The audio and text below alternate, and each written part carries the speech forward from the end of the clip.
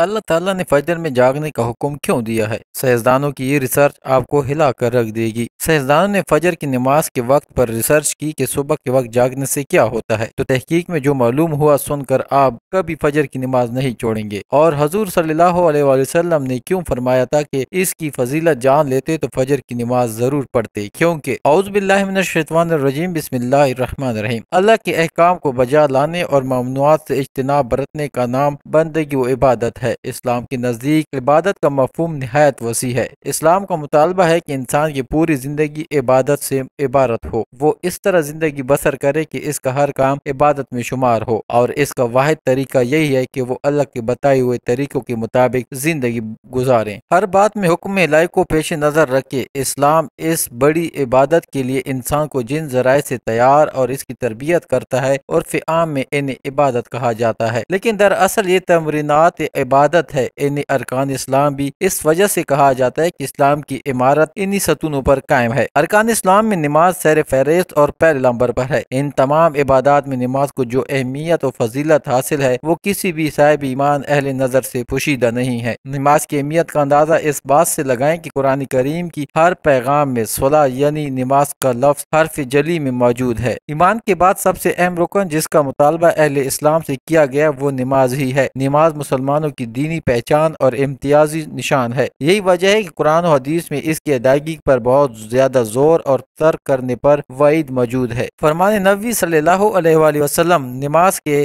دین میں وہی اہمیت ہے جو انسانی جسم میں سر کی ہے۔ مومن اور کافر کے درمیان امتیاز کرنے والی چیز نماز ہے، لہذا جس نے اس سے چھوڑا اس نے کفر کیا۔ اس وعید سے اندازہ لگایا جا سکتا ہے کہ اسلام میں نماز کی اہمیت کیا ہے۔ جو چیز جس قدر اہم اور ضروری ہوتی ہے اس کی بجا آوری پر اجر و ثواب بھی اسی قدر زیادہ ملتا ہے۔ چنانچہ نماز کا ثواب بھی اس قدر ہے کہ انسان اس کا تصور نہیں کر سکتا۔ لیکن 5 وقت نمازوں میں فجر کی نماز کی اہمیت و فضیلت سب سے نمایاں ہے، اور اس کی ادائیگی پر اجر و ثواب بھی دیگر 4 نمازوں سے زیادہ ہے۔ اس کی وجہ یہ ہے کہ فجر کے وقت دنیا نیند کے آغوش میں محو استراحت ہوتی اور خواب خرگوش کے مزے لے رہی ہوتی ہے۔ لوگوں پر غفلت اور سستی کی چادر تنی ہوتی ہے۔ ایسے میں نرم و گرم آرام دہ بستر کو چھوڑ کر اللہ کی اطاعت و محبت میں برگاہ الہی میں سجدہ ریز ہونا بڑا پرمشقت اور نفس کو زیر کرنے جیسا مشکل کام ہے۔ اللہ تعالیٰ کی سنت یہ ہے کہ بندے کو جس نیکی کے کرنے میں مشقت زیادہ ہو اور نفس و شیطان سے لڑائی لڑنی پڑے، اللہ اس پر زیادہ اجر و ثواب عطا کرتا ہے، چاہے وہ نیکی کتنی ہی چھوٹی کیوں نہ ہو۔ قرآن و حدیث سے بھی نماز فجر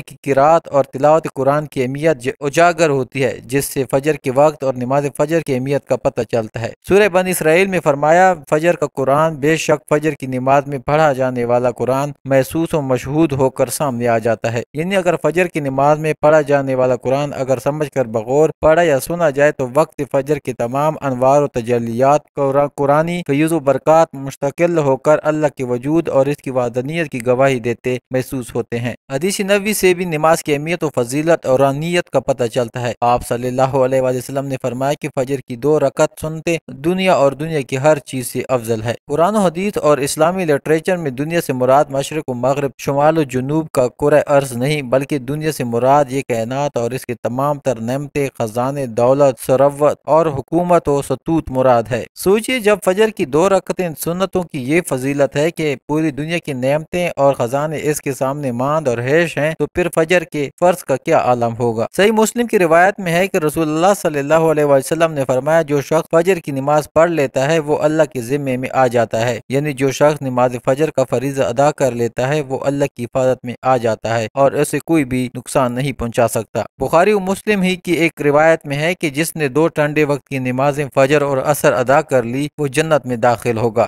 آپ صلی اللہ علیہ وآلہ وسلم نے فجر عصر ادا کرنے والے کو جنت کی بشارت سنائی۔ ایک اور روایت میں ہے کہ رسول اللہ صلی اللہ علیہ وآلہ وسلم نے فرمایا، جو شخص عشاء کی نماز با جماعت ادا کرے گا اسے آدھی رات کی قیام کا ثواب ملے گا، جو عشاء اور فجر کی نماز با جماعت ادا کرے گا اس کے لیے پوری رات کی قیام کا ثواب ہوگا۔ نماز فجر کی ادائیگی ہماری سستی اور غفلت اور کاہلی و کوتاہی انتہا کو پہنچی ہوئی ہے۔ کوئی بھی موسم ہو، بقیہ 4 نمازوں کے مقابلے میں فجر میں نمازی بہت کم تعداد میں ہوتے ہیں۔ یہی حال گھروں میں خواتین کی نماز فجر کا بھی ہے۔ فجر میں وہ اہتمام نہیں ہوتا جو بقیہ 4 نمازوں کی ادائیگی میں ہوتا ہے۔ موسم گرما میں راتیں چھوٹی ہونے کا بہانہ اور موسم سرما میں صبح و سردی کا عذر، لیکن ہمارا ہر بہانہ اور عذر نماز میں کوتاہی اور غفلت کے سلسلے میں اللہ کے ہاں ناقابل قبول ہوگا۔ ہم میں سے اکثر لوگوں کو ایک شکوہ ہمیشہ رہتا ہے کہ روزی میں برکت نہیں، گھر میں برکت نہیں، کتنے ہی کما لیں پتہ ہی نہیں چلتا کہ کہاں گیا۔ ہر وقت کوئی نہ کوئی پریشانی رہتی ہے، کبھی بیماری تو کبھی کوئی اور تنگی۔ پیارے دوستو، اگر ہم اس تمام بے برکتی، تنگ دستی، بے روزگاری اور پریشانیوں کو نماز فجر کی عدم ادائیگی پس منظر میں دیکھیں تو معلوم ہوگا یہ سب بے برکتی اسی وجہ سے ہے کہ ہم نماز فجر کی ادائیگی میں حد درجہ کوتاہی، غفلت، لاپرواہی اور سستی کا شکار ہے۔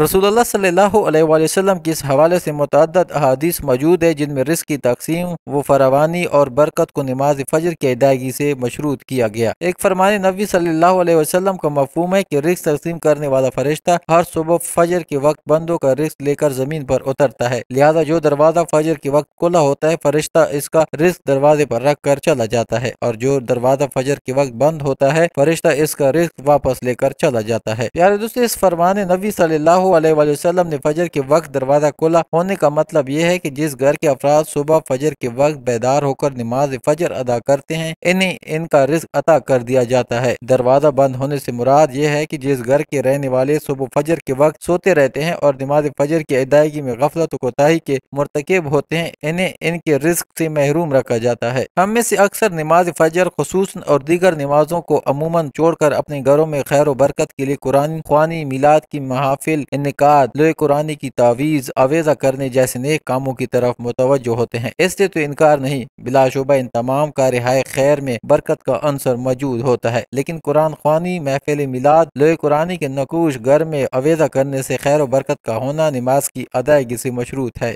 ہر خیر و برکت کی صوتیں نماز سے پھوٹتے ہیں۔ اللہ کی تمام نعمتوں، برکتوں اور رزق کے دریا نماز کی ادائیگی سے ہی بہتے ہیں۔ ان کے ساتھ ہی یہ امر بھی اہم ہے کہ فجر کے علاوہ بقیہ 4 نمازوں میں بھی خیر و برکت نماز فجر کی ادائیگی ہی سے مشروط ہے، اس لیے کہ خیر و برکت کا آغاز نماز فجر کی ادائیگی سے ہی ہوتا ہے۔ یاد رکھیے کہ نماز فجر کی کوتاہی اور غفلت اور نماز نہ پڑھنا گھر کی نحوست کی علامت کا آغاز ہے۔ رسول اللہ صلی اللہ علیہ وآلہ وسلم نے ایسے مسلمانوں کو خبیث اور منافق قرار دیا ہے۔ آپ صلی اللہ علیہ وسلم نے فرمایا کہ ایسے شخص کو میرا دل چاہتا ہے کہ آگ لگا کر جلا دوں۔ پیارے دوستو، کبھی آپ کے ذہن میں یہ سوال آیا ہے کہ اللہ نے ہمیں فجر کے وقت جاگنے کا حکم کیوں دیا ہے؟ کیا فجر کا وقت صرف نماز پڑھنے کا وقت ہوتا ہے یا اس وقت کے پیچھے ایک راز پوشیدہ ہے؟ وہ راز کیا ہے؟ اس راز کو جاننے سے پہلے ضروری ہے کہ ہم نماز کے بارے میں جانیں جو ہم پر دن میں 5 مرتبہ پڑھنا فرض کی گئی ہے، اور یہ 5 نمازیں کس طرح فرض ہوئیں اس کے پیچھے بھی ایک شاندار وجہ ہے، جس وجہ کا مظاہرہ سفر معراج میں اس وقت ہوا جب حضرت محمد صلی اللہ علیہ وسلم سے ملاقات کے لیے وقت کے انتہائی مختصر حصے میں 7ویں آسمان سے بھی آگے تشریف لے گئے۔ اس رات اللہ تعالیٰ نے ایک خاص پس منظر میں اپنے حبیب رحمت دو عالم صلی اللہ علیہ وسلم کو آسمان پر بلایا اور اپنے خصوص انعامات سے نوازا۔ اس مبارک سفر میں اللہ تعالیٰ نے اپنے قرب خاص نوازا، انبیاء کرام سے ملاقاتیں کروائی، جنت و جہنم کو مشاہدہ کروایا، نیکیوں کی اجر و ثواب اور بروں کے انجام و عذاب کا نظارہ کروایا۔ اس عظیم سفر میں بہت سے انعامات سے نوازا گیا، جن میں ایک خاص انعام امت کے لیے نماز کا تحفہ بھی ہے، اور قیامت تک کے انسانوں کو اپنے معبود اور خالق سے قریب تر کرنے کا عظیم تحفہ اور عبادت یعنی نماز اسی سفر میں ادا کی گئی۔ معراج کی رات جب آپ صلی اللہ علیہ وسلم کو 50 نمازوں کا حکم دیا تو حضرت موسیٰ علیہ السلام کے کہنے پر آپ صلی اللہ علیہ وسلم نے اللہ سے 50 نمازوں میں نرمی کی درخواست کی، اور ایسا کئی بار ہوا، یہاں تک کہ اللہ نے امت محمدیہ صلی اللہ علیہ وسلم کے لیے دن میں 5 نمازوں کا حکم دیا، جس کے بعد بھی پھر حضرت موسیٰ علیہ السلام نے آپ صلی اللہ علیہ وسلم کو 5 نمازوں میں کمی کے لیے اللہ کے پاس ایک بار پھر جانے کی صلاح دی، لیکن تب آپ صلی اللہ علیہ وسلم نے فرمایا کہ میں نے اپنے رب سے کئی مرتبہ درخواست کر لی، یہاں تک کہ اب مجھے حیا آ گئی ہے اور اب میں راضی ہوں اور اس حکم کو ہر طرح سے تسلیم کرتا ہوں۔ ہر نماز پڑھنا ضروری ہے، اور یقیناً آپ کے لیے بھی نمازوں میں سب سے زیادہ مشکل نماز فجر کی نماز ہوگی، جس میں نیند کا غلبہ اتنا ہوتا ہے کہ انسان مشکل سے اٹھ پاتا ہے، لیکن دن کے اس خاص حصے میں جو راز پوشیدہ ہے اسے جب آپ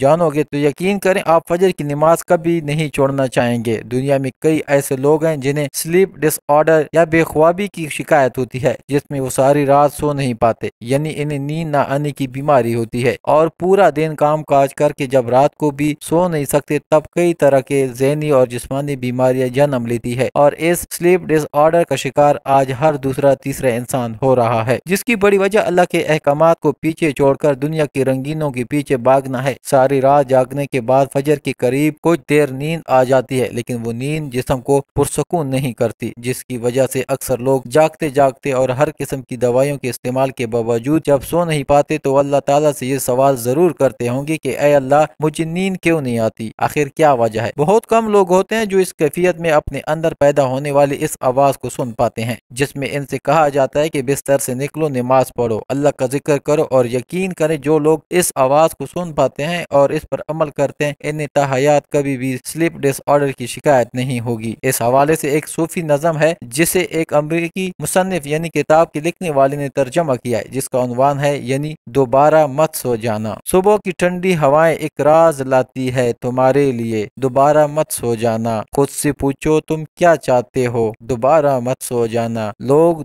दरवाजे की चौखट से आ जा रहे हैं, जहाँ से दो दुनियाएं मिलती हैं, वो दरवाजा गोल और खुला है, दोबारा मत सो जाना। इस नज़म में बयान करदा दरवाजा हमारी दुनिया और दूसरी दुनिया का है, जहाँ से फरिश्ते हर सुबह और शाम को उतरते हैं, जिसका जिक्र इस हदीस पाक में मिलता है, जिसमें आप सल्लल्लाहु अलैहि वसल्लम ने फरमाया, रात और दिन में फरिश्तों की ड्यूटी बदलती रहती है और असर की नमाज में ड्यूटी पर आने वाले फरिश्ते और जाने वाले फरिश्ते एक दूसरे से मिलते हैं। फिर तुम्हारे पास रहने वाले फरिश्ते जब ऊपर चढ़ते हैं तो अल्लाह ताला पूछता है, हालांकि वो इनसे ज्यादा अपने बंदों के मुतालिक जानता है, कि मेरे बंदों को तुमने किस हाल में छोड़ा। तो वो जवाब देते हैं कि हमने जब इनको छोड़ा तो वो फजर की नमाज पढ़ रहे थे, और जब इनके पास गए तो वो असर की नमाज पढ़ रहे थे। फजर और असर की नमाजों के औकात में सोने से मना करने के पीछे भी एक बड़ी वजह है, और वो ये कि साइंस कहती है कि सुबह सूरज तुलू होते वक्त और शाम को गुरूब होने से पहले सोना नहीं चाहिए, क्योंकि सुबह के वक्त जमीन पर ऑक्सीजन बहुत ज्यादा मिकदार में होती है, जिस वक्त माहौल तरोताजा होता है, और ये ऑक्सीजन आपको दिन भर फिट रखने के लिए इंतहाई जरूरी होती है। तो जो इस वक्त सो जाता है तो वो इस तरोताजा ऑक्सीजन से महरूम रह जाता है, और असर के वक्त जमीन पर ऑक्सीजन की कमी हो जाती है। तो अगर कोई सो जाता है तो इसको ऑक्सीजन की कम मिकदार ही मिल जाती है, जिसकी वजह से जब वो जागता है तो इसके सर में दर्द और तबीयत बहुत बोझल हो जाती है। और यही बड़ी वजह है कि दीन इस्लाम में इन दोनों औकात में सोने से मना किया गया है। रसूलुल्लाह सल्लल्लाहु अलैहि वसल्लम ने फरमाया, तुलू शम्स से पहले और गुरूब शम्स से पहले नमाज अदा करने वाला जहन्नम में हरगिज दाखिल नहीं होगा। नमाज फजर के बारे में ऐसे बेशुमार फजाइल और भी हैं जिनको हम नहीं जान सकते, अगर इंसान इनको जान ले तो कभी कोताही ना करे। रसूलुल्लाह सल्लल्लाहु अलैहि वसल्लम का फरमान है, अगर वो लोग इशा और फजर की फजीलत के बारे में जान ले तो वो जरूर बिल जरूर इन नमाजों में हाजिर होते, चाहे इनको खुद को घसीटते हुए ही आना पड़े। अब आप खुद अंदाजा कीजिए कि एक तरफ इन दोनों नमाजों की इतनी फजीलत और अहमियत है, और दूसरी तरफ इनकी अदायगी में कितनी सुस्ती और लापरवाही बढ़ती जा रही है। अल्लाह ताला हम सबको 5 वक्त नमाज पढ़ने की तौफीक अता फरमाए और हमारा खात्मा बिल खैर फरमाए, आमीन। प्यार दोस्तों, वीडियो अच्छी लगी तो चैनल को सब्सक्राइब करें, लाइक और कमेंट्स करना ना भूलिए।